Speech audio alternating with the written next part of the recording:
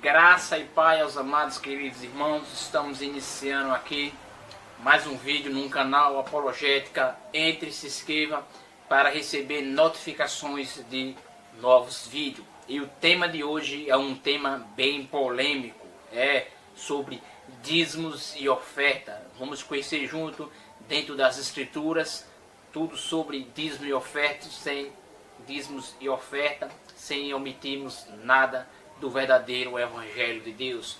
Solta aí.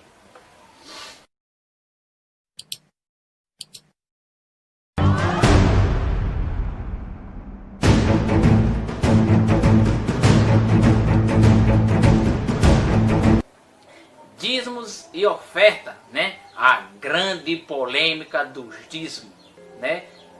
Vamos agora entrar nesse debate, desse assunto polêmico, nesse estudo bem aprofundado sobre dízimos e oferta. Vamos conhecer junto o que é que diz a palavra de Deus sobre dízimo e oferta. Então vamos lá, preste atenção. A questão dos dízimos, ela é uma das mais polêmicas e debatida entre os cristãos de hoje. Sabe por qual motivo? É porque envolve dinheiro. Então é por isso que é uma grande polêmica, né? Alguns não querem abrir mão do dízimo, né? Porque acham que é lei, mandamento do Senhor, né? E também, infelizmente, em muitas igrejas, o dízimo ele recebe mais atenção do que a salvação, a obediência, ou arrependimento, ou a própria pregação do evangelho. E também em muitas denominações, se você não der o dízimo, você não é bem-vindo. Olha o que chegou o dinheiro na mente de muitos. Então vamos conhecer a verdade sem omitirmos, né? Nós sabemos que também, ao mesmo tempo, muitos cristãos não ajudam com nada. Isso também prejudica muito a obra de Deus, né? Porque contribuir financeiramente deveria ser um ato de alegria. Isso significa o quê? Que Deus ele tem provido as nossas necessidades e não algo que nos traz medo ou sentimento de culpa ou de não poder ajudar. Mas por que muitos não ajudam? Ou se deveríamos ajudar, não ajudam? Ou será que muitos não estão priorizando o dízimo? E também aqueles que rejeitam, né? Aqueles que não dão o dízimo. Vamos agora, sem omitirmos nada, o que é que a Bíblia fala a respeito dos dízimos. Nós sabemos sim que o dízimo ele era obrigatório no Antigo Testamento, mas no Novo Testamento ele é obrigatório? Não, ele não é obrigatório. Mas também, só porque ele não é obrigatório, nós também não devemos deixar de dar, porque nós sabemos que a igreja de Cristo ela depende dos dízimos. Né? Agora não se pode levar o dízimo para o lado espiritual, que você perde a salvação se você não der, você está roubando a Deus nos dias de hoje, porque isso aí, o roubando a Deus nos dias de hoje, o dízimo não tem nada a ver, isso não tem nada a ver com o contexto de Malaquias e Joel, que vamos entrar nesse assunto. Então, sem mais demora, vamos conhecer, né, o que é que a Bíblia diz sobre o dízimo, né? Dar o dízimo, então, era uma prática do Antigo Testamento. Muitos sabem disso, né? E era uma exigência da lei. Presta atenção. E que todos os israelitas deveriam dar ao tabernáculo 10% do fruto. Não dinheiro. Do fruto do seu trabalho e de tudo que eles criassem. Presta atenção. O dízimo no Antigo Testamento era um método para prover as necessidades de quem? Dos sacerdotes e dos levitas, do sistema sacrificial. Mas era só dos levitas o dízimo? Não. Não só para eles, mas também era para as viúvas, os estrangeiros e o órfão, como diz Deuteronômio 26:12. Vamos dar uma conferida nas escrituras. Pega a sua Bíblia para a gente, né, junto lermos. Quando acabarem de separar todos os dízimos da tua colheita, no ano terceiro, que é o ano dos dízimos, então os darás ao levita, ao estrangeiro, aos órfãos e à viúva, para que coma dentro das tuas portas e se farte. Viu para quem era os dízimos, para quem era destinado os dízimos. Então, no Antigo Testamento está repleto de versículos, né, de capítulos e versículos que era obrigatório dar o dízimo, e era uma exigência, e era mandamento do Senhor, como Levítico 27:30, também todas as dizimas do campo, da semente do campo, do fruto das aves são do Senhor, santas são ao Senhor, como também em Números 18:26, que vai dizer, também falarás aos levitas e dirás,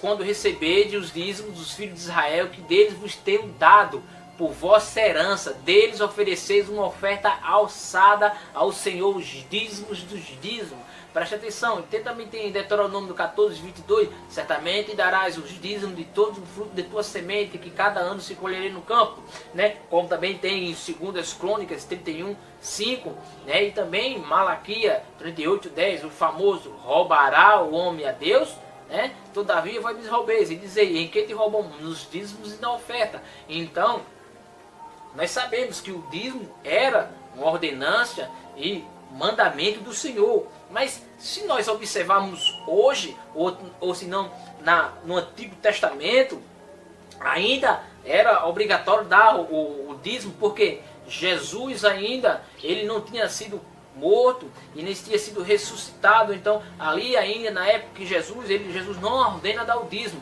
mas ele como ele veio, né, para cumprir toda a lei, então naquela época ainda se dava o dízimo, mas a partir quando Jesus morre e ressuscita ao terceiro dia, vamos conhecer isso dentro desse estudo, o dízimo não entra mais em vigor. Vamos conhecer, né? Porque o dízimo é uma questão bem polêmica, né? Mas se observarmos no Novo Testamento, nós vamos ver que não existe uma única ordem ou recomendação para os cristãos entregar os dízimos, né? Os 10%, né? Mas sim, que o cristão deveria contribuir segundo, né? Conforme, segundo o seu coração, conforme Deus propôs no seu coração, como dizem em 2 Coríntios 9:7, cada um contribua segundo tiver proposto no coração, não com tristeza ou por necessidade, porque Deus ama quem dá com alegria. Tá vendo aí? Olha esse versículo, né? Deus se agrada de quem dá com alegria e não de quem faz por obrigação ou por medo de atrair uma maldição, né? O cristão verdadeiro, é lógico que ele deve ser sim reconhecido, né, pelo amor, pela generosidade, né, pela fé e pela obediência, pois ele reconhece, né, que Deus é seu provedor de tudo, né? E também, todo o desejo de um verdadeiro cristão é de ver a obra de Deus crescendo e alcançando mais pessoas através do evangelismo, ação social. Isso, né, é lógico que só depende das contribuições dos dízimos e oferta, que é o sustento da obra. Agora, o que isso não pode fazer, o que estão fazendo no dia de hoje, é levar o dízimo ao legalismo, né? Estão aí dizendo aí, né, tem pastor que defende que o dízimo também impede de você ser salvo, uma aberração, uma heresia, e não tem base bíblica, né? E também tem pastor aí que você só é bem visto se você dá o dízimo na igreja dele, não a igreja do Senhor, a igreja dele, né? Olha aí a tremenda confusão que muitos fazem visando o dinheiro, né? Então, e deturbando o verdadeiro evangelho de Deus, né? Como se for, vamos lá, na igreja de Corinto, para dar um exemplo dos dízimos, o apóstolo Paulo, ele disse ao cristão, ele disse que o cristão, ele deveria sim separar a parte do seu ganho para sustentar a igreja. Veja o que está escrito em 1 Coríntios 1:16, do 1 ao 2. Quando a coleta para os santos fazei vós também, como ordena as igrejas de Gálatas. No primeiro dia da semana, cada um de vós, presta atenção, ponha de parte em casa conforme a sua propriedade, né? E vá junto para que se faça a coleta quando eu for. Presta atenção. Veja o que o apóstolo Paulo aqui, ele diz, de acordo com a sua renda, né? Presta atenção, a Bíblia não fala no Novo Testamento sobre os 10%, né? Então, a igreja cristã de hoje, moderna, né, que já vem, né, ela tomou essa quantia dos 10% do Velho Testamento e a incorporou como o mínimo recomendado para o cristão ofertarem. Mas beleza, tudo ok, ninguém tá nada contra, né? Lógico, só não pode levar esse lado do dízimo por legalismo e nem por doutrina bíblica que não existe nos dias de hoje. Presta atenção. Porém, um cristão, ele não deve se sentir obrigado a dar sempre os 10%. Mas sim, como o apóstolo Paulo, né, diz, dá de acordo com a sua renda, como acabamos de ler em 1 Coríntios, onde o apóstolo Paulo fala. Às vezes isso também significa dar mais, às vezes dar menos, né? Cada um deve orar a Deus e pedir sabedoria, né, para que possa contribuir da melhor forma, né, e de acordo com as suas condições. E não precisa também ter medo de serem amaldiçoados, né, por Deus, né, pois isso fazia, né, parte da antiga aliança. Muitos botam lá o devorador nos dias de hoje, né, que fazia parte, lógico, isso fazia parte da nova aliança, né, do Antigo Testamento, não da nova aliança, do devorador. Em Malaquias 3, 8, 11, que o contexto aqui que Paulo fala em 1 Coríntios não tem nada a ver com Malaquias. Então muitos também usam o devorador para assustar os cristãos a dar o dízimo. Vamos entrar nesse assunto polêmico. Então, o assunto de hoje sobre dízimo e oferta é polêmico. Então, vamos analisar Malaquias dentro das Escrituras. Já que eu toquei no assunto de Malaquias, vamos ver Malaquias 3, 8, 11, onde muitos defendem que o dízimo nos dias de hoje é obrigatório, né? E também você está roubando a Deus que não dá o dízimo de hoje. Será que os dias de hoje, será que estamos roubando a Deus mesmo? Vamos ver. Malaquias 3, 8, capítulo 3, versículo 8 ao 11, né? Vamos lá. Roubará o homem a Deus? Todavia vós me roubais, e dizei, em que te roubamos? Nos dízimos e na oferta. Com maldições sois maldiçoado, porque a mim me rouba, pois a nação toda. Trazei todo o dízimo à casa do tesouro. Presta atenção. Para que haja mantimento na minha casa, e provei-me disto, diz o Senhor dos Exércitos, se eu não vos abrirei a janela do céu, e não derramarei sobre vós bênçãos sem medida. Presta atenção, versículo 11. Por vossa causa repreenderei o devorador, para que não vos consuma o fruto da terra, a vossa vinha no campo não será estéril, diz o Senhor dos Exércitos. Olha, agora presta atenção. Quem é o devorador em Malaquias? Né? O devorador é um demônio, como muitos ensinam? Ou o que é o devorador? O devorador, será que é esse mesmo demônio? A gente vai ver agora, né? Se um demônio que não der o dízimo, né? O devorador vem pegar o dinheiro do crente, né? Essas perguntas e várias serão respondidas agora. Vamos lá. Primeiro, deixa eu dizer um negócio aqui. A intenção desse estudo aqui é apresentar uma linha de interpretações com base em Bíblia, base bíblica, né? Fatos científicos e históricos, né? E também a intenção não é de você deixar de dar, tá vendo agora, eu não vou dar o dízimo nunca mais. Não, a questão não é isso. Nós devemos sim dar o dízimo, sim, que é para o sustento da obra, né? A minha intenção aqui não é de fazer, né, que você não venha ajudar a igreja do Senhor, mas devemos sim ajudar e ver também aonde esse dinheiro está sendo investido. Está sendo investido para a obra do Senhor ou para luxar pessoas que são um aproveitador, e também para quebrar esse negócio de dízimo, né? Que você pede a salvação, que dízimo, que existe demônio no dia de hoje. Não, isso não existe. Vamos conhecer, né? Então, quem é o devorador? Um dos assuntos mais complicados de falar, sem dúvida, né, é sobre o dízimo, né, porque é um dos motivos, porque é algo que mexe no bolso dos crentes, né, mexe com dinheiro, né, e o dinheiro é um assunto muito mal interpretado, infelizmente, né. Nesse estudo agora vamos analisar quem é o devorador. Preste atenção, muitas pessoas usam o devorador para assustar os crentes, né, e obrigares a ele a dar o dízimo. Seria isso uma verdade bíblica? Né? Vamos analisar daqui para frente. Preste atenção. Quem é o devorador na Bíblia? Né? quem é o devorador na Bíblia, como nós acabamos de ler, né? O devorador da Bíblia é um demônio? Não. Então vamos analisar, segundo as Escrituras, sem omitirmos nada. O devorador na Bíblia era exatamente, em Malaquias, que a gente acabamos de ler, é exatamente um gafanhoto, né? Ou gafanhotos. Não tem nada a ver com demônio, né? Se o pastor aí ele ensina aí, né? Ou qualquer pessoa ensina aí que esse devorador é demônios, é mentira. Não tem exegese bíblica e hermenêutica bíblica, não tem nada a ver com demônio, né? O gafanhoto na Bíblia, ele recebe vários nomes, né? Como gafanhoto migrador, devorador, destruidor, né? Agora, o devorador não é um demônio, preste atenção, para deixar bem claro, como muitos, né, ensinam aí e vão continuar ensinando, porque a visão de muitos é dinheiro, infelizmente, perturbando o evangelho de Deus e afastando muitas pessoas da casa de Deus. É aquela, como Jesus fala, né? Jesus diz que eles nem entram nem deixam ninguém entrar. Então, olha aí o problemão, né? Vamos ensinar daqui para frente, vamos falar um pouco mais sobre esse assunto, né?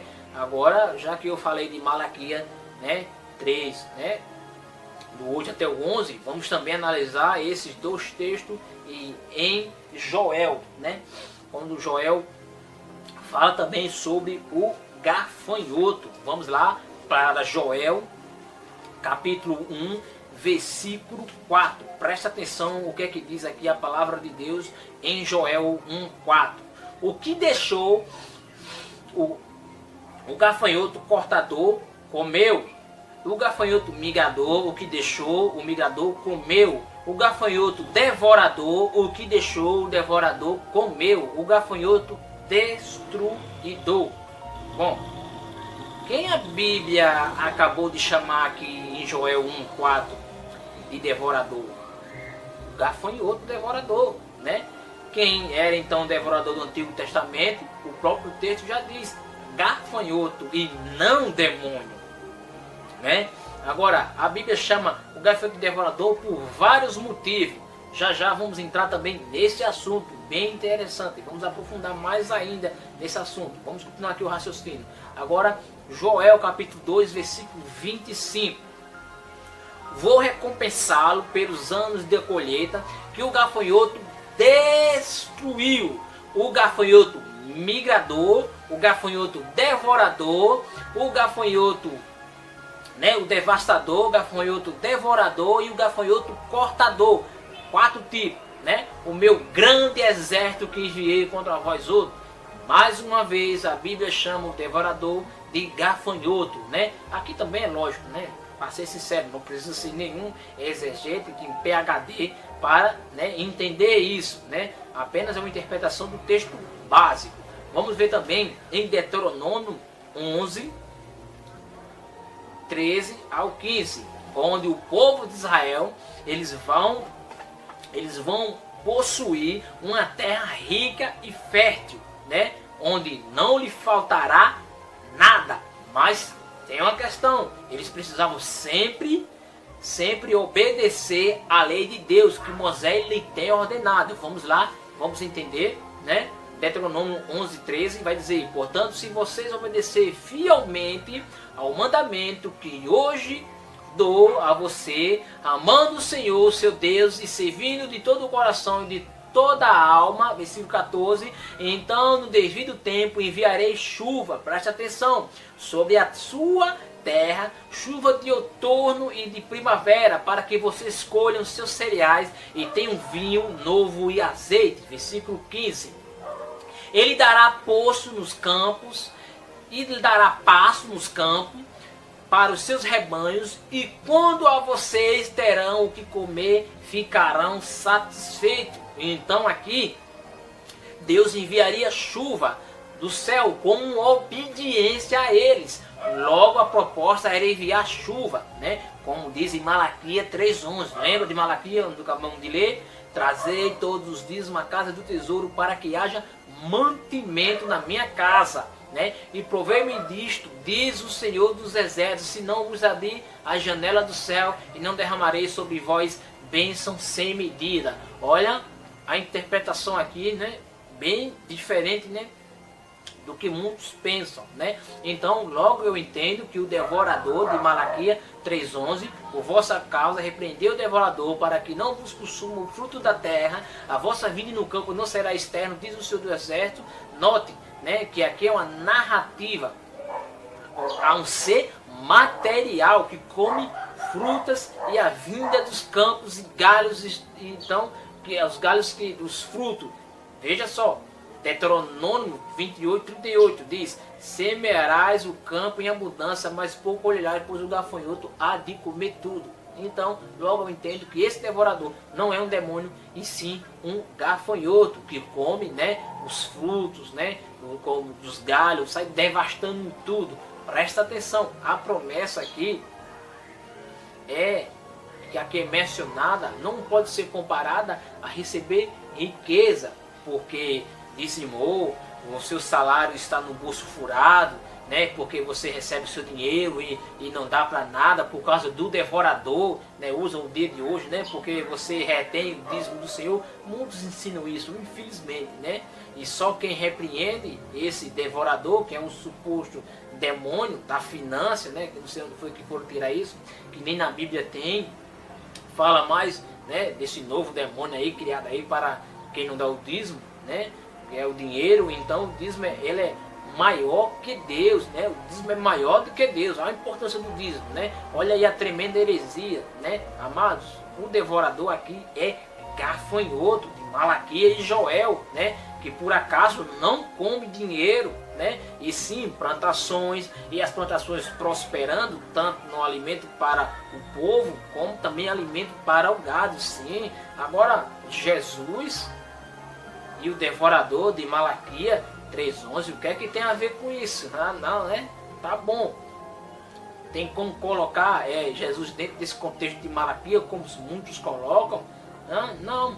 Jesus ele pode repreender o suposto devorador, o demônio de Malaquias, né? Sem mais, né? Lógico, né? Jesus pode repreender. Agora tem um porém aí, tem uma questão aí. Jesus só vai repreender quando você devolver o dízimo, né? Os pregadores, pastores insistem em dizer que só o dízimo é que repreende o devorador. Então estão também colocando um dinheiro mais poderoso do que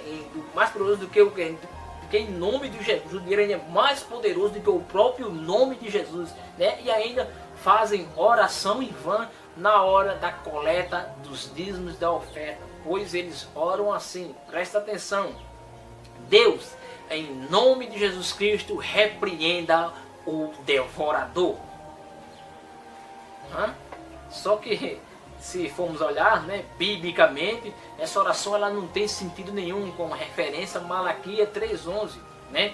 Para nós cristãos gentil, né, da nova aliança, né? Esse termo aqui é um termo que o próprio Deus usava para repreender o devorador, que são gafanhotos e não demônio, em Malaquias 3:11. Por vossa casa repreenderei o devorador, para que não vos consuma o fruto da terra. A vossa vinda no campo não seria externo, diz o Senhor do Exército. Agora uma pergunta: demônio come frutos, alimento? Bem interessante, né? Fica aí essa questão. Então, Deus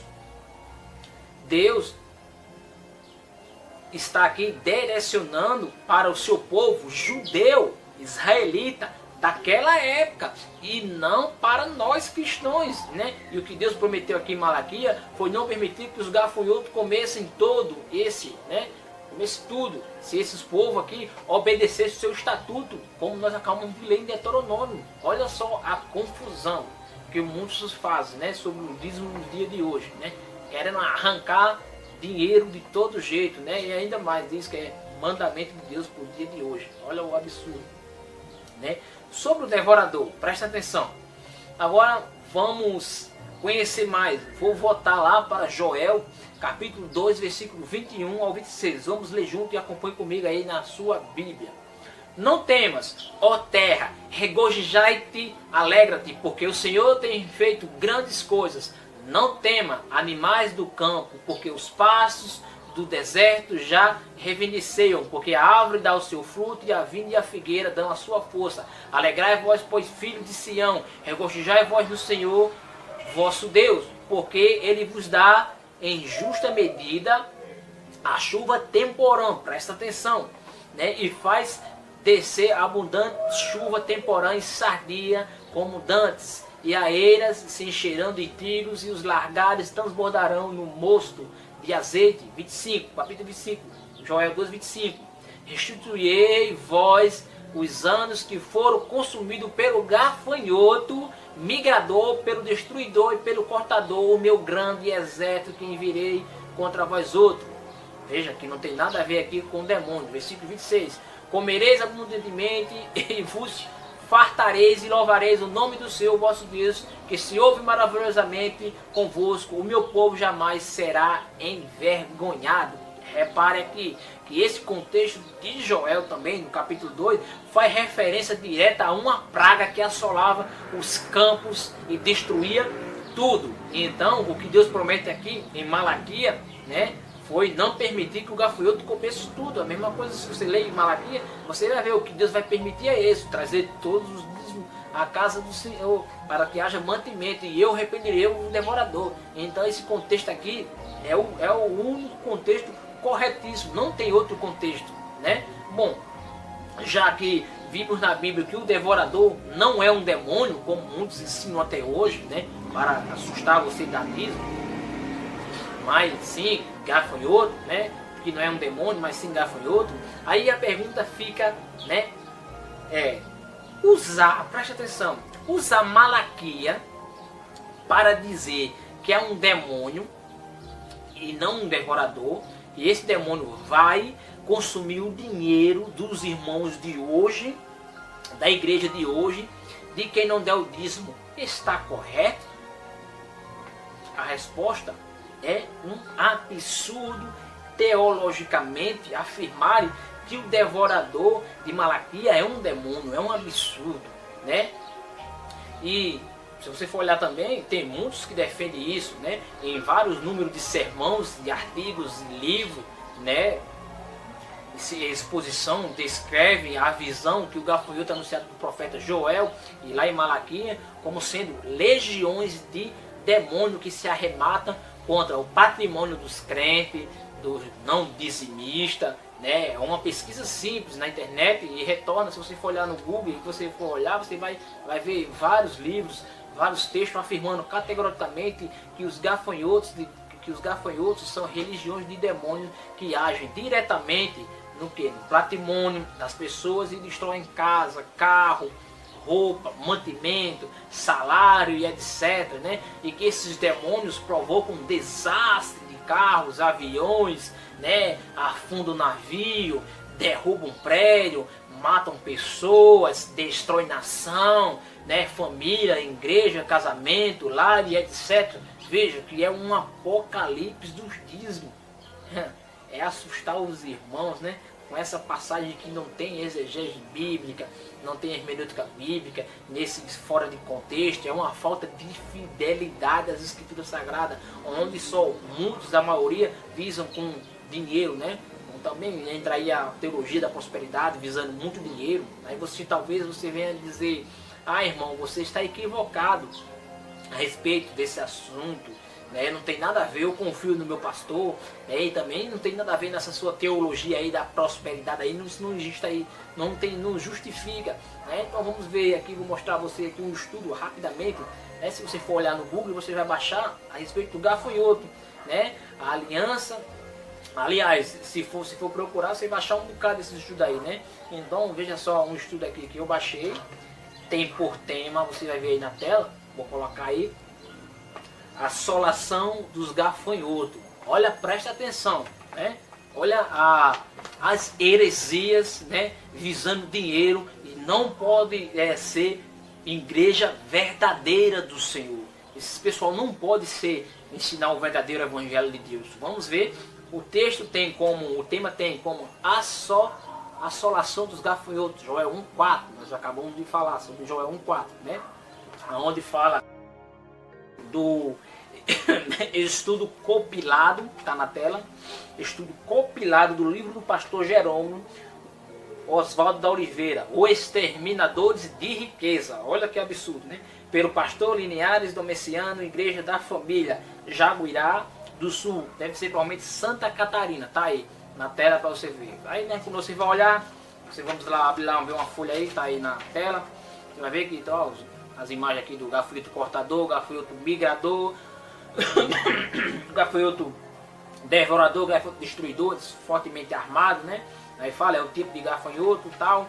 Se você virar o outro lado aqui, como você está vendo aí, você está vendo aqui, né? Tá aí na tela. Você fala do ataque dos gafanhotos. Esses gafanhotos se reproduzem a milhares de agem em bando, né? A descrição do profeta Joel, não sei se fala sobre os dentes do gafanhoto, né? E a ação específica dos gafanhotos, tá aí na tela, né? Então, se você olhar aqui, eu vou virar aqui essa página aqui e vai estar aqui marcado aqui com, né, marca-texto que eu marquei. Olha o que é que diz aqui: os exterminadores de riqueza. Olha só, preste atenção. Cada tipo de gafanhoto representa uma religião de demônios. Veja o que eu falei, né? Que age na vida do homem em seu patrimônio, né? Patrimônio, em sua riqueza, bem e salário, né? Veja, você está vendo aí. Esses demônios são exterminadores de riqueza. Eles têm o poder, preste atenção, de entrar no corpo do homem, como com outras religiões, fazem atuar no patrimônio do homem, destruindo casa, carro, roupa, mantimentos, salário, provocam desastre de motos, carros, aviões, né, embarcações, trem, derrubam prédio, matam pessoas.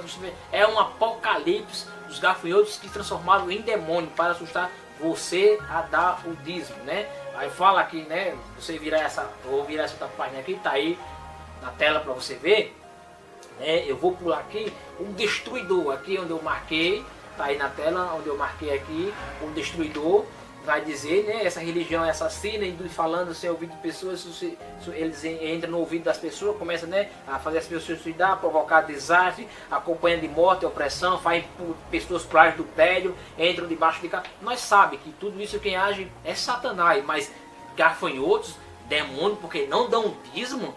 Olha o que é que muitos afirmam, né, sem conhecimento bíblico, né? Aí vou virar aqui a página aqui, você vai ver aqui onde eu marquei muitos, né? Vai ter mais aberração desse estudo aqui compilado aqui desse pastor aqui da igreja, né, que fez esse estudo, né, sobre as religiões, né, a religião Pombagira, ele fala que é uma mistura dos gafanhotos, né? Aí agora preste atenção aqui, né?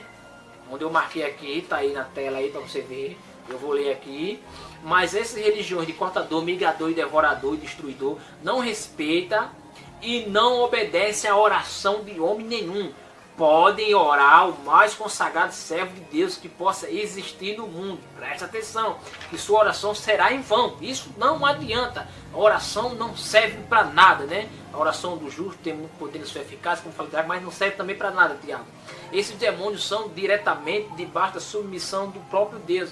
E homens nenhum pode expulsá-lo, né? Então não tem como vencer essas religiões, nem tomando o nome de Jesus Cristo. Olha, nem com o nome de Jesus Cristo esses gafanhotozinhos, esses demônios saem na vida da pessoa, né? Aí aqui botaram aqui embaixo aqui, né? Você está vendo na tela também aí, eu estou levantando, mas você está vendo na tela aí como vencer os demônios. Aí vão dar agora o antídoto, né? Olha só, né? Existe um antídoto de Deus para ele, o único poder, o único que pode capaz de repreender essas quatro religiões chama-se dízimos, chama-se dinheiro, né? Chama heresia e chama aberração no meu evangelho, que não existe isso, né? Deus ensina em sua palavra que todo homem que se torna dizimista é fiel. Esses demônios ficam impedidos de agir em seu patrimônio. Olha só que é uma aberração. Infelizmente tem pessoas ainda que caem nesses negócios. Olha só, tem mais aqui, vou continuar aqui para dar continuidade ao estudo. A sua fidelidade, esse demônio foge de sua vida e de suas riquezas. Basta você dar dinheiro, né? né? Obedecendo a quebra de maldição. Quando o homem se arrepende e volta a praticar uma vida de obediência a Deus, consagrando no altar, né, 10% de tudo que Deus lhe confia, a maldição dos gafanhotos fica quebrada. Infelizmente, né? Infelizmente. Aí eu vou virar aqui a última página. Lembra quando eu falei de teologia da prosperidade? Olha aqui nessa última página aqui. Eu estou botando aqui, levantando aqui, mas você está vendo aí diretamente também na tela aí, né? Você vê a imagem aí de carro, um cara segurando um carro, uma mão segurando um carro, um cara segurando, né, segurando uma casa, né? A fidelidade, aí aqui bota o derramamento do Espírito Santo, coisa que não tem nada a ver, de Joel 28, né? O mais incrível dessa revelação é que após a obediência dos dízimos, Deus promete o derramamento do Espírito Santo.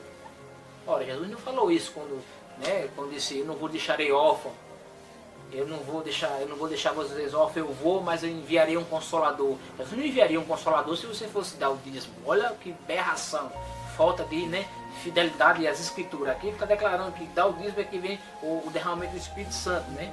Infelizmente, né, é triste ver isso, né? E é tudo que, né, essa última imagem aí mostra que tudo que um cristão não regenerado quer, né?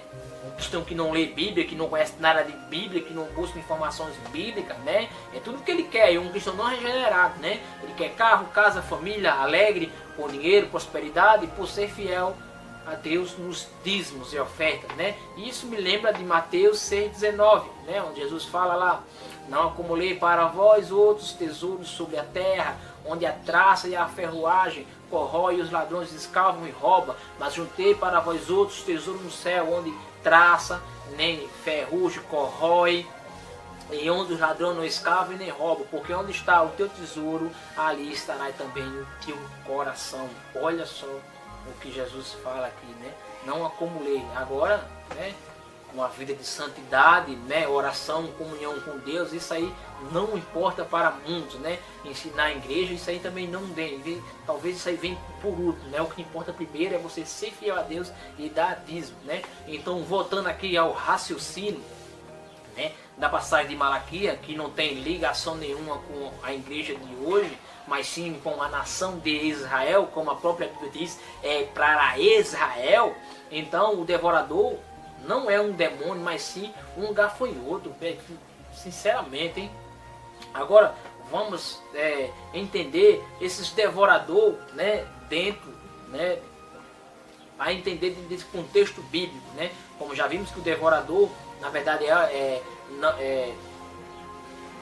um gafanhoto, né? O devorador é um gafanhoto e não um demônio. Para a gente compreender melhor, e precisamos entender, né, perfeitamente o que vai ser dito agora. Preste atenção.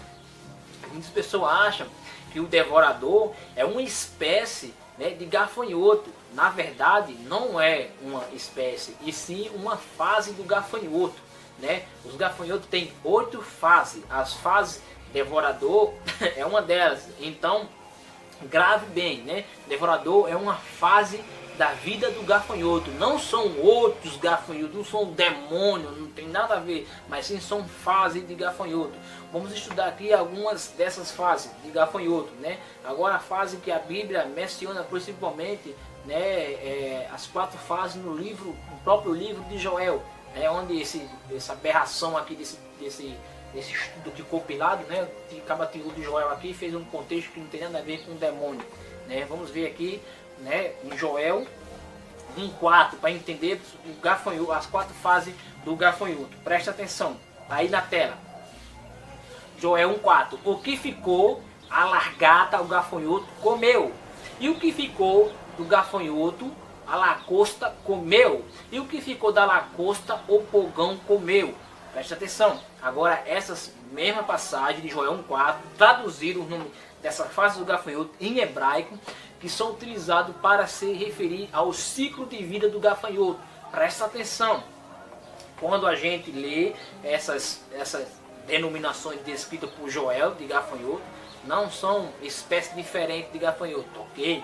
É o mesmo gafanhoto, porém com ciclos de vida diferentes. Então, Joel 1:4 em hebraico vai ficar assim: o que ficou do gazã, ou comeu, ou arbete, E o Arbete, o que ficou do Arbete, comeu o Ileque, tá aí na tela, né? E o que ficou do Ileque comeu o Racel. Veja, aí as fases, né? Veja aí as fases, preste atenção aqui nessas imagens, as outras fases do gafanhoto, né? Então, o gafanhoto passa aqui, antes de falar algumas delas, principalmente os 4 ciclos de vida do gafanhoto, mostra a imagem, como nós mostramos, né? As imagens citadas em Joel. Vamos estudar agora um pouco ainda sobre esses gafanhotos, né? Um pequeno estudo sobre os gafanhotos, né? Vamos precisar entender isso para entender ele dentro da Bíblia, né? Vamos lá, o gafanhoto também, ele evolui como mostra a imagem aí. Você está vendo essa imagem novamente, né? Existem várias espécies de gafanhoto. As nuvens de gafanhoto, aqueles que aparecem, né? Aquelas nuvens que aparecem em jornais, em filme, e também ultimamente saiu também no jornal, né? Saiu no jornal, o gafanhoto devastando tudo aí no canto aí, né? Eles têm cerca de quê? De milhões de gafanhotos, essas nuvens, né? A extensão dessa nuvem é cerca de 5 km de diâmetro, né? E pode aí se estender até por 20 km de distância. Preste bem atenção. Uma curiosidade importante, né, para você ficar sabendo, os gafanhotos comem 2 vezes por dia. Imagina agora 1 milhão de gafanhotos se alimentando na terra, né? Já imaginou o prejuízo, o grande prejuízo, né? Eles comem cerca de 3.000 toneladas de vegetação por dia. Isso é milhões de quilos de vegetação. Olha que interessante, né? Aí já imaginou aí uma nuvem de gafanhoto com praga, né? Já imaginou o estrago como seria da oitava, quase igual a oitava praga lá de Êxodo 10, 4, 20, né? É só Deus mesmo para ajudar a nação a se proteger desta praga de devorador, de gafanhoto, não demônio, né? No próximo tópico agora vamos conhecer as fases do gafanhoto, e muito importante entendermos isso para facilitar o entendimento sobre Malaquias e o profeta Joel. As fases do gafanhoto, né? Vamos começar pelo famoso devorador. Já sabemos que o devorador na Bíblia recebe alguns nomes. Isto é o nome representando a fase de vida, como já vimos agora, né? No versículo de Joel 1,4 em hebraico. Pois vai ficar mais fácil agora compreender. Vou botar na tela aí, né? Você está vendo aí, né? Em Joel 1,4, né? O que ficou da largata, o gafanhoto comeu, o que ficou do gafanhoto, a lacusta comeu, e o que ficou da lacusta, o pulgão comeu. E agora em hebraico, o que ficou do gazão comeu o arbete, e o que ficou do arbete comeu o ieleque, e o que ficou do ieleque comeu o racel. Olha, preste atenção aí, nessa passagem de Joel, né, temos aqui 4 fases de gafanhoto e 4 espécies de gafanhoto diferentes, e sim, né, não 4 espécies diferentes, e sim 4 ciclos de vida da única espécie do mesmo gafanhoto, né? Veja na imagem aí a primeira fase, né? Conhecido como a largata, né? Em hebraico, gazan, né? Fica aí o gafanhoto cortador. Nesta fase ele ainda não tem asa, ele é conhecido como salteador. Nessa fase ele consegue saltear até 2 metros de altura. Nessa fase ele é chamado de gazan, isto é o cortador. Ele se instala nas plantações e se alimenta dos frutos. Isso prejudica demais o agricultor. Encontraremos esse gafanhoto esse gafanhoto aí em Amós 4,9, também Joel 1,4 e Joel 2,25, né? Agora a segunda fase do gafanhoto é essa aí, né? Segunda fase, o gafanhoto, o arbete, né? Gafanhoto migrador. Presta atenção, nessa fase, né, ele fica salteando de um lugar, né, na plantação, e ele se alimenta mais ele se alimenta mais do que na fase anterior, ele se alimenta agora de cevada, grãos e cereais, aquele já está mais evoluído, né? E causa mais estrago, né? Também é um dos insetos que o livro de Levítico permite comer. Em Levítico 11, 22, dele comerei este, a lacusta, segundo a sua espécie, o gafanhoto devorador, segundo a sua espécie, o grilo, segundo a sua espécie, e o gafanhoto, segundo a sua espécie. Então vamos ver também dele, também em Joel 1,4, né? E a terceira fase, a lacusta, ou em hebraico, ileque, né? Ou jaleque, né? Gafanhoto devorador. Aqui sim é o famoso devorador, né? O tão citado em Malaquias 3,11, né? Mas por que ele é chamado de devorador, irmão? Nesta fase é o tipo de é o tipo mais devastador de gafanhoto, que assim como o migador, você também, eles voam também em bando, né, aspecto de tempo fechado, né, estando em nuvem, com tudo composto de muitos gafanhotos, que quando pousa sobre a plantação, ele infesta, né, e a destrói por completamente, né, a cerca de meia hora, né, apenas levando o agricultor a ter mais prejuízo, pois não se dá, né, para aproveitar muito a colheita, né. Autores também dizem, né, que nessa fase, quando ele encontra um local e que ele deseja, né, que ele até deseja, né, ele fica lá, ele cria até, chega até a criar músculo. Olha que interessante, né, e resistência a isso aí, ele não sai fácil não. Nessa etapa ele também necessita de comer mais, por isso ele é chamado de devorador, né. Encontramos ele aqui em Joel capítulo 1 versículo 4, Joel 12, 25, Jeremias 51, 14, né, e também por último a quarta fase do gafanhoto, o pulgão, em hebraico chamado de Hassel, né? Hassel, gafanhoto destruidor. Ó, essa é a última fase da evolução do gafanhoto. Aqui o gafanhoto já, né, foi totalmente transformado e possui o maior poder de destruir. Aqui ele se alimenta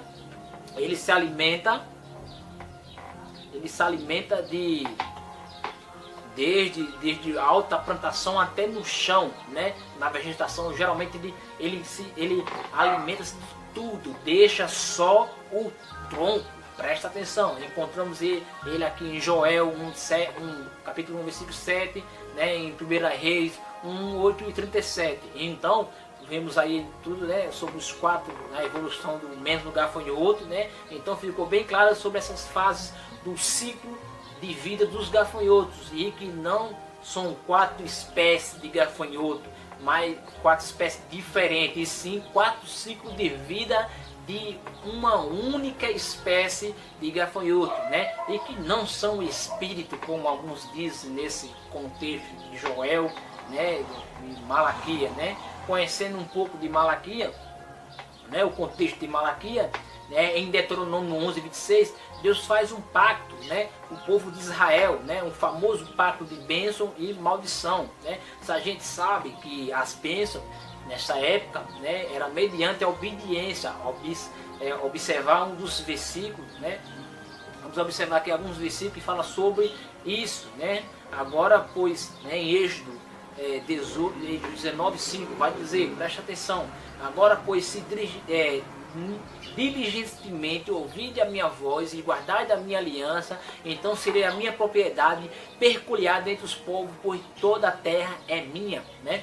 Tendo em mente, né, e isso sabemos que mediante o que? A obediência, Deus abençoava Israel. Vamos entender agora o contexto de Malaquias, né, e ver algumas características desse livro, né, para nós entender o contexto de Malaquias. O livro de Malaquias, ele é um livro, né, para repreender Israel e não a igreja do Senhor Jesus Cristo de hoje, na nova aliança, né?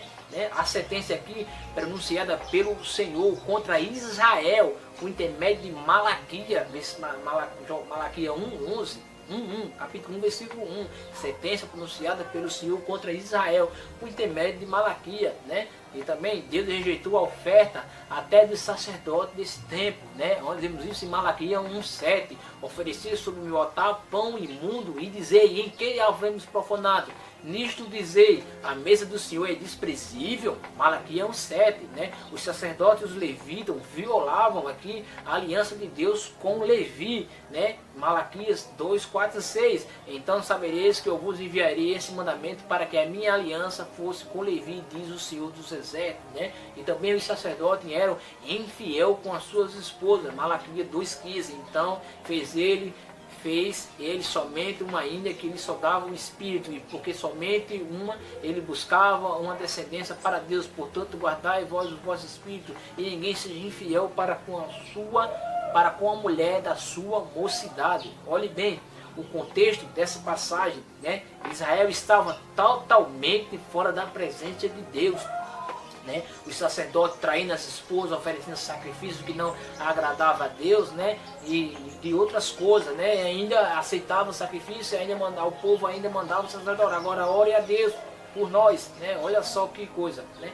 Os levitas em número recebiam presente de trabalhar, eles receberam esse prazer, né? Esse presente de trabalhar apenas na casa de Deus, né?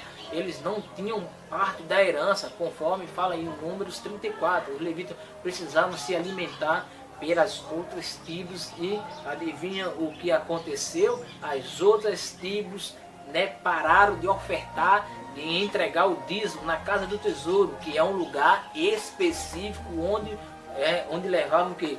As ofertas, né, o dinheiro. Isso é o que os levitas não estavam passando, os levitas estavam passando por extrema necessidade, né? Aí sim surge o que? Deus falando para eles dizimar, preste atenção, a casa do tesouro, para que haja mantimento. Isso é alimento para os sacerdotes, né? Para os levitas, sacerdotes. Lá aonde o templo, só para lembrar que não existe mais o templo, né? Agora vamos aqui analisar, né? O versículo do próximo tópico. Analisamos o versículo de Malaquias capítulo 13, versículo 10 e 11, né? Trazei todos os dias na casa do tesouro. Para quê? Para que haja na minha casa, para que haja mantimento na minha casa. E depois fazer prova de mim, nisto, diz o Senhor dos Exércitos. E não vos abri a janela do céu, e não derramarei sobre vós uma bênção tal, até que não haja suficiente para recolher. O versículo 10, né? E por causa de vós repreenderei o devorador, e ele não destruiria os frutos da vossa terra, né? E a vossa vinda no campo não será estéril, diz o Senhor dos Exércitos, no versículo 11. Então, com base em todas as informações do contexto da época que já estudamos, ficou agora bem mais fácil, né, interpretar esses dois versículos, né? Agora, o primeiro, 10, a casa do tesouro é um lugar onde ficava o quê? O dinheiro, né? Em Números 18 e 21, eis que os filhos de Levi, tendo dado todo o dízimo de Israel por herança pelo ministério que executa o ministério da tenda da consagração, né? E o primeiro, né, versículo 10, para que haja mantimento na minha casa, exatamente na casa de Deus, era levado, né, o alimento que não era dinheiro, mas sim alimento que o dá, né, que se dá o nome dízimo. Presta atenção, né? E o versículo 11, né? Por causa de vós repreenderei o devorador. Isto é, se fosse fiel a Deus, ele impediria que o devorador, que é gafanhoto e não demônio, né, comesse todo o fruto da terra, né, deles, como o próprio versículo já diz, né? E a vossa vinda no campo não será estéril. Olha a promessa disso. A promessa aqui que Deus, isto é, que eles plantariam e Deus daria água, chuva, para regar terra fértil e produtiva, né? E não só falando no dinheiro, né? E sim da chuva, né? Que cai para que a lavoura, né? Para que venha na lavoura, e ele repreenderia o que? O devorador, que é os gafanhotos, para que não vos comesse todo o fruto, né? Então nessa época o povo judeu ele dependia muito da coleta, né? Da pesca para sobreviver, né? E uma vasta de gafanhoto destruindo tudo naquela época, né? Se não tivesse um estoque, ou se não tivesse estocado, e também a previdência de Deus, né? Eles morreriam de fome, né? Agora então entendemos tudo sobre o devorador, né? Dos contextos de Joel e de Malaquias, né? Agora vamos para o Novo Testamento ver o que Jesus Cristo falou a respeito dos dízimos. Vamos lá? A primeira vez aqui que Jesus, né, a primeira vez que foi citado o dízimo no Novo Testamento foi em Mateus 23:3, né, quando Jesus repreendeu os escribas e fariseus dizendo: ai de vós, escribas, fariseus hipócritas, porque dai o dízimo da hortelã e do ento e do cominho, e tende negligenciado os preceitos mais importantes da lei, a justiça, a misericórdia e a fé. Deveis, porém, fazer estas coisas sem omitir aquela. Então, essa passagem, né, muitos, é a prova de que Jesus, né, ordenou que o seu povo deveria dar o dízimo. Presta atenção. Como era feito, né, no passado, correto, né? Agora temos que entender uma coisa: Jesus está mandando dar o dízimo sim, né? Agora temos que entender que a divisão da Bíblia entre o Antigo Testamento, né, do Antigo Testamento, quando Jesus disse isso, né, aqueles homens da lei, vocês devem fazer essas coisas sem omitir aquela. E isso Jesus está falando para os fariseus, né, que eram judeus e viviam ainda, eles viviam ainda na antiga aliança, né, e que tinham o templo e tinham todos os sistemas do Velho Testamento ainda em funcionamento, né. Agora preste atenção aqui, né. Muitos pastores, né, eles deixam claro que eu quero deixar claro que não são todos pastores, né, mas a maioria, né, são, infelizmente, né, por ignorância ou por falta de fidelidade às escrituras, né, e de instruir a congregação ou a igreja a verdade, porque eles visam só o dinheiro, né, são, né, todos, né, alguns, né, entre aspas, né, são, como fala lá em Isaías 56, 11 e 12, são cães devoradores, insaciáveis, são pastores sem entendimento, todos seguem seu próprio caminho, cada um procura vantagem própria, e venha cada um, grita, traga-me vinho, bebamos nossa dose de bebida fermentada, e que amanhã será como hoje, e até muito melhor, né?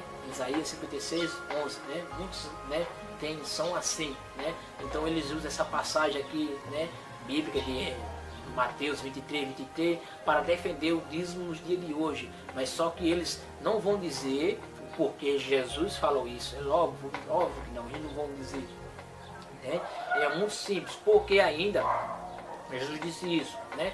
Porque ainda não era a nova aliança, ainda os evangelhos Mateus, Marcos, Lucas e João, preste atenção, não estão inclusos ainda na nova aliança. Isso só se dá quando Jesus é crucificado e ressuscitado, como diz a carta aos Hebreus. Presta atenção, Hebreus 9, 15, 17. Por esta razão, Cristo é o mediador de uma nova aliança, para os que são chamados recebam a promessa da herança eterna, visto que ele morreu como resgate pelas transgressões cometidas sob a primeira aliança.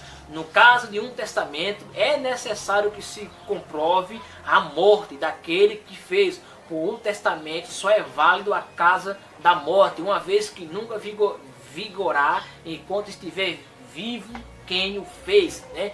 Isso aqui mesmo, ainda quando Jesus estava vivo, era ainda a antiga aliança e não a nova aliança. Jesus não poderia ir contra a lei de Deus, a lei de Deus que Deus deu a Moisés. Jesus era um judeu, nascido debaixo da lei, né, de Moisés, conforme está escrito em Gálatas 4:4. Presta atenção. Vindo, porém, a plenitude do tempo, Deus enviaria seu filho nascido de uma mulher, nascido sob a lei. Presta atenção. Por que isso? Ele viveu de acordo com a lei de Moisés. Ele viveu de acordo com a lei que Deus tinha dado a Moisés. Mateus 5:17, 18. Não pensei que vim revogar a lei e os profetas, pois não vim para revogar, vim para cumprir, porque em verdade vos digo, até que o céu e a terra passem, nenhum e um tio jamais passará da lei, até tudo se cumprir. Presta atenção, até tudo se cumprir. Então Jesus, aqui ele deixa claro que a lei deveria ser cumprida, mesmo durante todo o seu ministério, pois se ele violasse a lei, ele seria condenado como qualquer pessoa, né? Assim ele não cumpriria sua missão aqui na terra para libertar o homem que estava morto em maldição do pecado, né? Agora isto nunca foi dito por Jesus, né? E nem aos seus apóstolos, né? Para a igreja de hoje. Então esse contexto era para eles que ainda viviam no antigo conceito. Por isso Jesus fala isso, para cumprir toda a lei das escrituras, principalmente o dízimo, né? Porque Jesus não tinha sido morto nem ressuscitado, como fala aos Hebreus, para validar a nova aliança. Jesus ele cumpriu toda a lei, foi o único que conseguiu cumprir toda a lei de Deus. Agora preste atenção, ele foi circuncidado ao 8º dia, ele foi apresentado na sinagoga, como fala Lucas 21, 24, assumiu seu sacerdote aos 30 anos, né, de idade, como fala Lucas 23, Lucas 3, 23, em Números 4, 43 e 44, exerceu toda a formalidade cerimonial da lei, ele não pecou em nada. Lembre-se que quando Jesus curou um leproso, em Mateus 8:1-4, ele mandou aquele leproso entregar ao sacerdote a oferta, né? A oferta que Moisés ordenou, lá em Levítico 14:1-32, né? E hoje, será que alguém, quando é curado, será que alguém oferece ao sacerdote uma oferta e depois ele vai ser curado, depois que ele é curado da doença? Alguém oferece? Claro que não, né? Por isso é muito importante você saber que a nova aliança, né, não começou no nascimento de Jesus, mas sim na sua ressurreição, como diz Gálatas capítulo 3, versículo 22-25, preste atenção. Mas as Escrituras encerrou tudo sob o pecado, para que mediante a fé em Jesus Cristo fosse a promessa concedida aos que creem. Mas antes que viesse a fé, estavam sob a tutela da lei, e nela encerrado para essa fé que do futuro haveria de revelar-se, de maneira que a lei nos serviu de aio para nos conduzir a Cristo, a fim de que fossemos justificados por fé.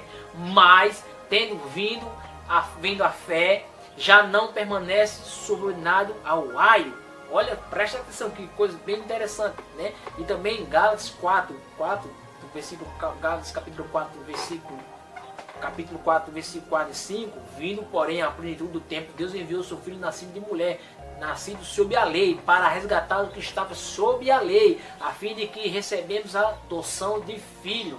Então é muito importante, né, você saber que a nova aliança não se dá no nascimento de Jesus Cristo, mas sim na sua morte. Por isso tem essa confusão aí de Jesus mandou dar o dízimo e tal. Então, assim que Jesus entregou o seu Espírito, né, assim que ele entregou o Espírito dele a Deus, em Mateus 27:50, Jesus clamou, né, clamou outra voz, com grande voz, clamou outra vez, com grande voz, entregou o Espírito, né, e o véu se rasgou. Mateus 27:1, eis que o véu do santuário se rasgou, e duas partes de alto a baixo, tremeu a terra, fenderam-se as rochas. Daí então, nós passamos a viver debaixo da graça, não mais da lei, né? Sendo assim, se encerra toda a ordenança da lei de Moisés, sendo introduzido o evangelho da salvação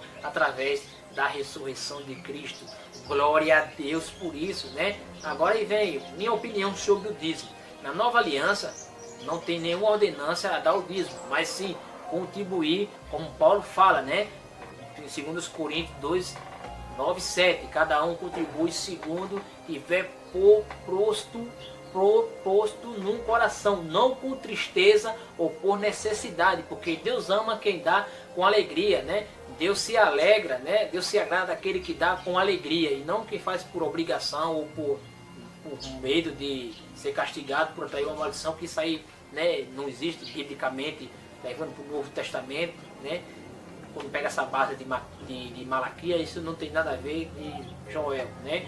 Nós sabemos mesmo que é uma ordenança, nós sabemos que mesmo que não seja uma ordenança, né, que não é também um mandamento para a igreja de hoje, né, como muitos pastores falam, por ignorância, né, que nós sabemos que a igreja necessita verdadeiramente, né, dos dízimos para, né, o pagamento de aluguel de igreja, energia, cadeira, né, equipamentos de som, tal, etc, né, tudo beleza, tudo ok, né, para avançar o reino de Deus. Agora, como também enviar missionário, né, pastores ao seminário, ao seminarista, tudo isso perfeito, né, não tem nada de errado nisso aí, né. Mas agora preste atenção aqui, né, só que ao passar do tempo, né, isso deixou de se tornar igreja, infelizmente, né, deixou de se tornar igreja do Senhor e virou empresa, onde entra muito dinheiro, né, levando muitos a se desviarem da verdadeira fé, né, como diz 1 Timóteo 6:10, pois o amor ao dinheiro é a raiz de todos os males. Algumas pessoas, por cobiçar o dinheiro, desviam-se da fé e se tormentam com muito sofrimento, né. Muitos não falam, né, muitos não falam abertamente, né, sobre esse assunto, né. Não é mais fácil dizer a verdade, né, sinceramente, aos irmãos, né, na igreja, que a igreja depende de contribuir de cada um, né, que seja pouco, que seja muito, né, dependendo, né, de cada pastor como é que ele faria isso, né, não deveria ser impor a verdade, né, se você dá o dízimo, né, e também, né, não seja por obrigação, né, como contradindo a própria palavra de Paulo, né, em 2 Coríntios 9, 7, cada um contribui segundo Deus propôs no coração, não com tristeza ou por necessidade, mas dá com alegria, né. Então vão dizer alguns, infelizmente, que é mandamento do Senhor e que não é mais, né, isso só nós sabemos que só é válido para o levita e a viúva e os órfãos, né, para passar para os estrangeiros, né, e também quem não der o dízimo, né, é amaldiçoado, alguns dizem aí por Deus, né, que é o devorador de Malaquias 3:11, né, que infelizmente é um demônio que rouba a finança do crente, né, e tem ainda aqueles que falam em reuniões, né, contra aqueles irmãos que não é dizimista porque não trabalha, né, e muito mal tem para comer, né, para se alimentar, mas eles querem que dê dinheiro de todo jeito. Você só é bem-vindo, infelizmente, se der dinheiro, não quer saber se você tem o que comer amanhã, eles querem saber que você seja fiel a Deus nos dízimos e na oferta, para não atrair um devorador, um suposto demônio, né, e infelizmente, né, isso me lembra da parábola do fariseu e o publicano em Lucas 18, 10, 14, né? Onde 2 homens subiam ao templo com o propósito de orar, um fariseu e o outro publicano. O fariseu posto em pé e orava de si para si mesmo desta forma: ó Deus, graça te dou, porque não sou como os demais homens, roubadores, injustos, adúlteros, nem ainda como este publicano. Jejum 2 vezes por semana e dou o dízimo de tudo quanto ganho. O publicano, estando em pé, longe, não ousava nem ainda levantava os olhos ao céu, mas batia no peito dizendo: ó Deus, se propôs de mim pecador. Então, versículo 14, digo vós que este desceu justificado para a sua casa, e não aquele, porque todo o que se exalta será humilhado, mas o que se humilha será exaltado. Então, Jesus aqui não criticou, né, e nem fez pensamento contrário a respeito do publicano por não jejuar e não porque dava o dízimo, né? Então, sabe por que essa comparação que eu fiz aqui do publicano, levando os dias de hoje, né?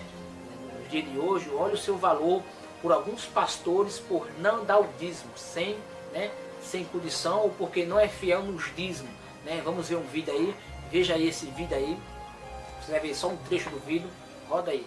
Se algum cristão, fique calado e saia da minha presença. Quando eu vejo alguém muito cheio de razão, eu digo: vá ver se o nome dele está lá no livro da igreja como dizimista. Não está, então não tem valor para mim. Pode ser ele quem for, para mim não vale uma prata furada. Né? Você viu aí, né? Quanta ignorância e falta de amor ao próximo, né? Por causa do dízimo, né? Você fica com quem? Com Jesus ou com esses pastores, né? Infelizmente, né? Como diz 1 Coríntios, né? 7:23, por preço foste comprado, não vos tornei escravo do homem. Olha o que faz o dinheiro, né?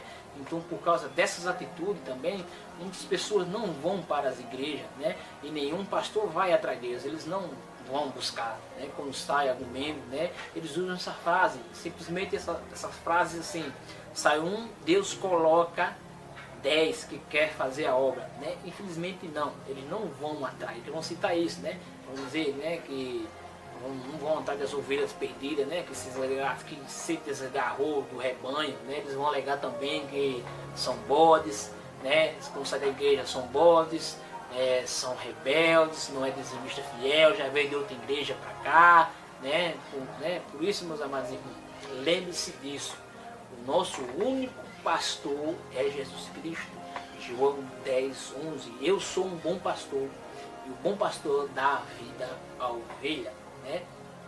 Também, né, eles preferem também, né, pregar heresia, né? Alguns também podem, né, olhar nas maioria das igrejas, né, e vai estar lá num quadro, um cartaz bem, né, que é o dogma de alguma igreja, falando sobre o tal devorador de Malaquias 3:11, né, que é um demônio da finança, né, e que não é um gafanhoto, é um demônio da finança, né, e que destrói as plantações. Você vai olhar no cartãozinho, você vai estar nos cartazinhos da igreja lá, esse devorador da finança, que biblicamente eu não sei o que eles for achar isso aí, né? E se você também não der o dízimo, você está roubando a Deus, né? E não pode ser salvo porque você não é dizimista, né? Você é ladrão, né? E o ladrão, segundo os 1 Coríntios, não pode ser salvo, né? Os ladrões, né? Os roubadores herderão o reino de Deus, né? Em 1 Coríntios 6:10, né? Para muitos, né? A crucificação de Cristo se torna nula, né? E o que fala mais alto é o dízimo. Você quer ver isso aí? Olha esse vídeo aí. Missionário, eu gostaria de saber a respeito pelo fato da pessoa ela não ser fiel no dízimo, isso influencia na salvação dela? Mas completamente. O dízimo, quando a pessoa entende, está lá em Malaquias, o relato mais completo. Fala outras partes da Bíblia falam sobre o dízimo. Mas em Malaquias capítulo 3, todo mundo devia conhecer o que Deus fala aqui, porque isso aqui pode levar você para a perdição eterna, que pode levar você para a perdição eterna, que pode levar você para a perdição eterna. Deus é incoerente? Então o João é membro da igreja, aceitou Jesus, mas está roubando a Deus. O Judas Iscariote também roubava. E Deus disse, você agora vai ficar debaixo de maldição. Mas quando ele morre, não, você vem para o céu. Olha, mas como é que pode isso? Quer dizer, Deus só vai, entre a palavra, castigar agora? O castigo vai ser eterno. Olha, vamos para 1 Coríntios capítulo 6, versículo 10. A pessoa perguntou se isso aqui influencia a salvação dela. 1 aos Coríntios 6, 10. Não erreis, está escrito aqui. Erra quem quer. Nem os devassos, os que não têm freio moral. Nem os idólatras que fabricam, vendem, compram, adoram ídolos. Nem os adúlteros que traem os seus cônjuges. Nem os efeminados, não precisa nem explicar, né? Nem os sodomitas que já estão na prática do homossexualismo. Nem os ladrões. Me chamar a palavra ladrão muito forte, eu só sou um roubador. Nem os avarentos, nem os bêbados, nem os maldizentes, nem os roubadores. Pronto. Você não quer aceitar a palavra que você está roubando o dízimo, você não é ladrão, então você é roubador. Nem os roubadores herdarão o reino de Deus. Acabou. Influencia e muito. Tem pessoas que vão ter problema no grande dia. Né? Olha aí, onde já se viu ensinar essas heresias, né, a igreja, né, onde Salmo 49:8 diz que a redenção é caríssima, ninguém pode comprar, né, pois o resgate de uma vida não tem preço, não há pagamento que o livre. Salmo 49:8, né, o único que pode comprar a nossa alma, e ela foi comprada, foi Jesus Cristo que comprou o preço, não por preço de ouro e nem prata, mas sim com o preço do seu sangue. 1 Coríntios 6:20, porque foste comprado por preço, agora pois glorificai a Deus no vosso corpo. E em 1 Coríntios 7:23 vai dizer, por preço foste comprado, não vos tornei escravo de homem, né? O verdadeiro evangelho de Deus, infelizmente, ficou longe de muitos pastores que só pregam teologia da prosperidade visando o dinheiro. Veja o vídeo aí. Um aluguel, você paga aluguel, vai ser a sua semente para que você tenha uma casa. É isso mesmo, ou tudo ou nada, pai, põe tudo lá. Então ele vai ser abençoado. Quem embarcar nessa é abençoado. É abençoado. Muitos de vocês já foram testemunhas. Várias vezes eu falei, meu Deus, ou o Senhor abençoa este povo, ou o Senhor faz mudar a vida deste povo, ou então me mata. Droga! Ou se cumpre, ou então nós somos os mais desgraçados da face da terra. Minha mão sobre a Bíblia, aqui sim, a minha mão, não, vou botar o coração sobre a Bíblia, aqui meu Deus, se o Senhor não abençoar este povo, o povo da Igreja Universal do Reino de Deus, em todo o mundo, não houver resposta, não houver cumprimento dessa palavra, eu prefiro que o Senhor me mate, me tire a vida de uma vez. Nós vamos subir o Monte Carmelo, eu vou subir com o livro dos dizimistas. Separa assim um valor de um salário mínimo, separa o valor de um salário mínimo e fala, Senhor, de preferência direto na conta da igreja, que vai estar aí no rodapé do seu vídeo. Crendo num Deus todo-poderoso, ele vivia uma vida desgraçada. Eu sou filho de Deus. Bom, se você é filho de Deus, Deus é rico. E você? Não, eu sou miserável. Se você tem essa fé viva no Deus vivo, então você tem que se revoltar. Pode se revoltar por minha conta, mas isso não é pecado? Não, deixa que eu pago o seu pecado. Deixa comigo, deixa por minha conta, eu pago a sua revolta. Você ficar revoltado com Deus, ó Deus, eu não aceito isso. Deixa que eu resolvo esse problema com Deus por você, tá bom? Né? Para você ver, né? Como diz o profeta Isaías 56, 11 e 12, são cães devoradores insaciáveis, são pastores sem impedimento, todos seguem seu próprio caminho, cada um procura vantagem própria. Venha, cada um grita, tragam-me vinho, bebamos nossa dose de bebida fermentada, que amanhã será como hoje, até muito mais melhor, né? Eles não estão eles ainda não satisfeitos, né, com suas ostentações, né? Ainda não satisfeito ainda de arrancar as lãs das ovelhas, pede mais ainda o valor do dízimo, né? Vá lá, veja aí, ainda pedem valores mais do que o dízimo, né? Veja esse vídeo aí.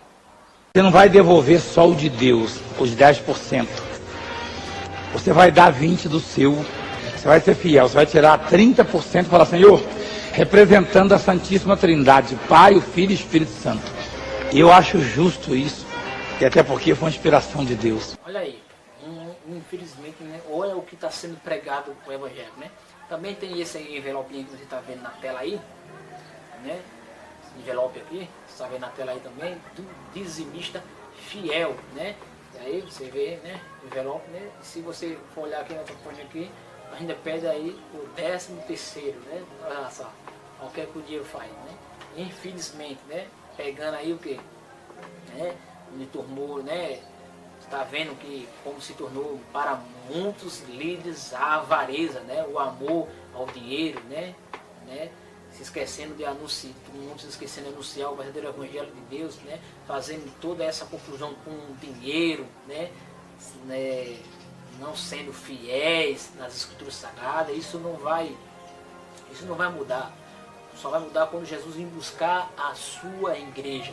É que isso vai acabar, né? Então, eu não sou contra, né, a dar o dízimo dessa igreja no dia de hoje, né? Mesmo que não tenha ordenância para os cristãos dar na nova aliança, como não tem mais ministério sacerdotal dos levitas, os dízimos e alimentos para o sustento dos levitas, porque senão vamos ter que guardar, se for também obrigado, vamos ter que guardar o sábado e várias, né, coisas aí que fazia parte da antiga aliança, né? Não fecham, infelizmente, né, não fechar as portas do céu para aqueles que querem entrar. Não façam isso, escribas e fariseus, hipócritas, porque fechai o reino do céu diante dos homens, pois vós não entrai e nem deixam que querem entrar. Mateus 23, 13, né? Onde fica aí o mendigo aí, né, sem o dízimo na sua igreja, né? Onde fica aqueles também que não trabalham na sua igreja, né? Não são bem recebidos, né?